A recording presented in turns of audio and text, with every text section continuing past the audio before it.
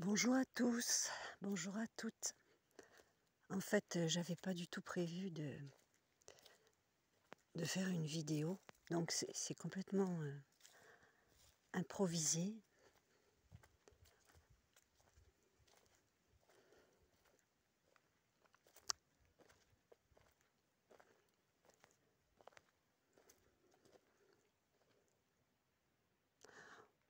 Pourtant, j'ai un message à faire passer.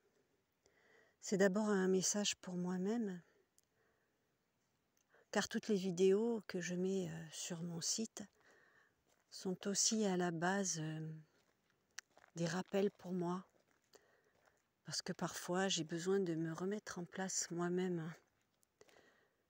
Ainsi, j'écoute ces petits messages et j'essaye de repartir sur une route plus douce.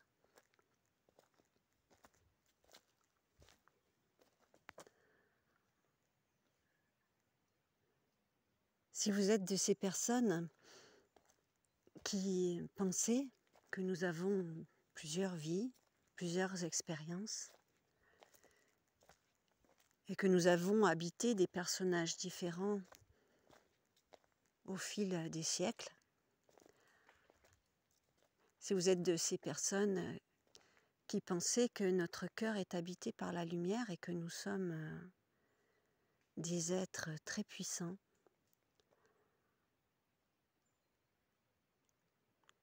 que nous sommes habités tous par un cœur christique,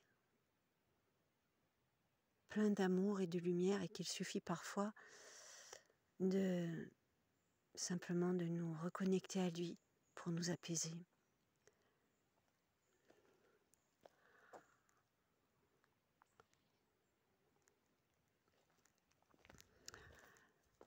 Juste un message aujourd'hui, pendant cette promenade, quelque chose qui m'est venu de très simple, un outil qui peut peut-être vous aider et m'aider moi aussi, dans notre quotidien pour nous distancer de notre rôle, de notre personnage, sortir du mental en quelque sorte, et cela très rapidement.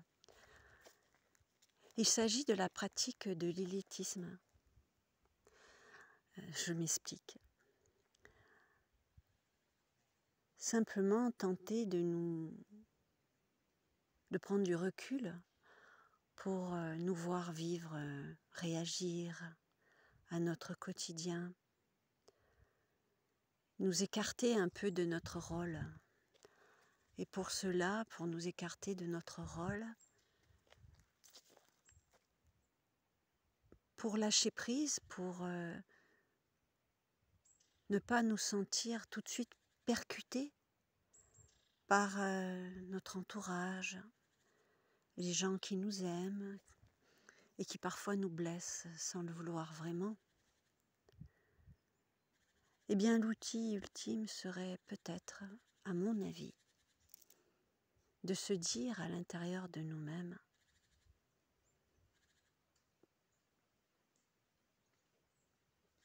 mon personnage, en ce moment,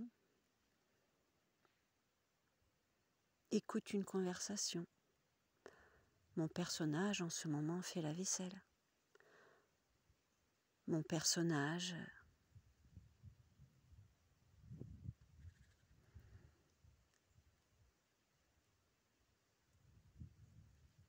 travaille en ce moment.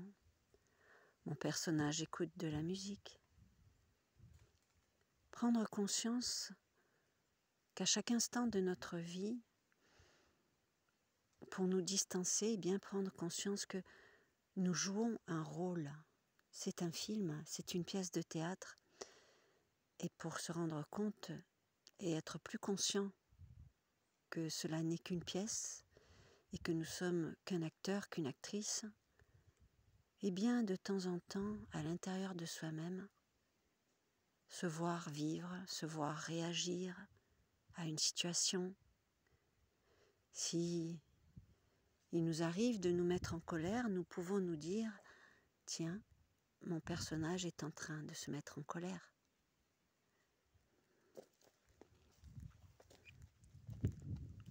De cette manière, nous nous déculpabilisons, nous nous mettons en retrait par rapport à ce jeu de rôle. Et ce n'est plus nous qui sommes impactés par la situation. L'essence de nous-mêmes, non, c'est juste le personnage qui réagit à une situation. C'est une manière aussi de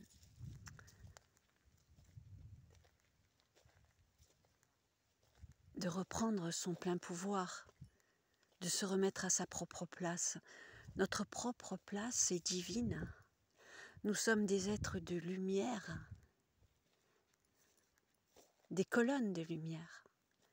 Et nous sommes là dans une incarnation limitée par un corps, par des sens. Et dans cette limitation, nous avons aussi été domestiqués. Notre mental a été domestiqué depuis notre plus tendre enfance. Ainsi, lorsque nous nous surprenons, que nous surprenons notre personnage avec des attitudes de critique, de peine, de tristesse, de culpabilité, de réactions difficiles, nous pouvons simplement constater. Je constate que mon personnage est peiné. Ainsi, de cette manière, en formulant cette phrase à l'intérieur de nous-mêmes, nous nous dispensons des implications de la situation sur nous-mêmes, des impacts du quotidien. Je ne sais pas si j'arrive à me faire bien comprendre.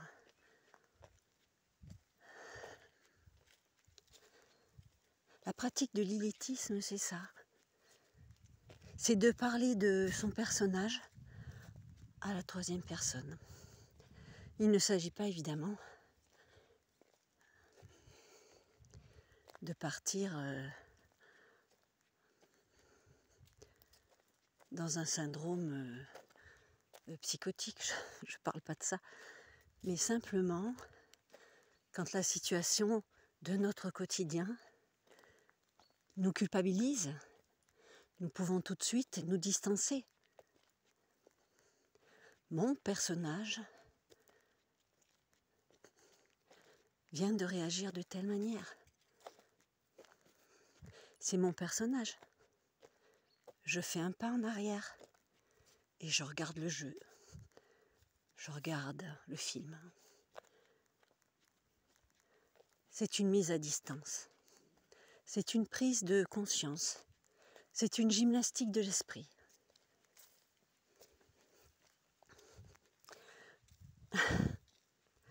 Je pense que ceux qui me comprendront sont un petit peu sur la même longueur d'onde que moi. À savoir ne pas se prendre au sérieux, car nous avons eu tellement de rôles au fil de nos vies. Tout cela, c'est pour l'expérience. C'est pour l'apprentissage.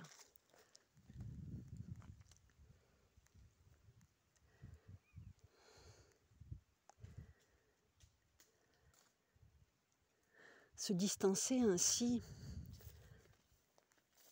de son quotidien amène la paix. C'est un apprentissage qui amène la paix, le recul. Bien faire la différence entre ce que votre personnage joue comme rôle, ses pensées, cela n'a rien à voir avec vous. Cela n'a rien à voir avec votre véritable moi christique, votre être de lumière, celui qui est immortel et celui qui survivra à cette incarnation. Pratiquez la distanciation.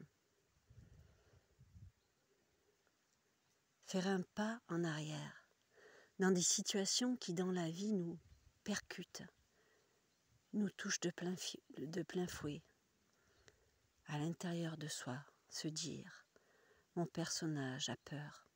Mon personnage se sent en insécurité. Mon personnage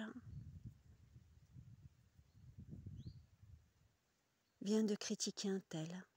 Mon personnage fait la vaisselle, mon personnage se maquille. Ça me fait un petit peu penser à un jeu, je crois que c'est les Sims. Enfin, je n'y joue pas. Mais où on voit ces personnages qui sont dirigés par la personne qui joue, évidemment. Et ils sont programmés pour jouer le rôle que le jeu leur donne.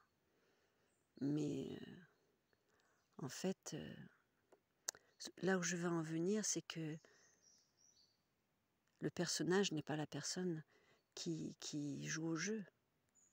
Voilà, c'est ce que je veux dire. C'est que tout ça, c'est des jeux d'acteurs. Et cette distanciation me paraît intéressante. Et pour l'avoir pratiquée, je peux dire que ça mène une certaine forme de paix, de lâcher prise. Voilà. C'est ce que je voulais partager pendant cette promenade et je ne sais pas si j'y suis bien arrivée. Voilà. Eh bien, merci de m'avoir écouté. Je vous souhaite de belles choses, une vie douce et beaucoup de prise de distance avec les attitudes, agissements et pensées de votre personnage. Et je tenterai de faire de même de mon côté, même si parfois je me laisse envahir quand même, encore et encore, car nous restons des humains dans la dualité. Voilà, je vous embrasse.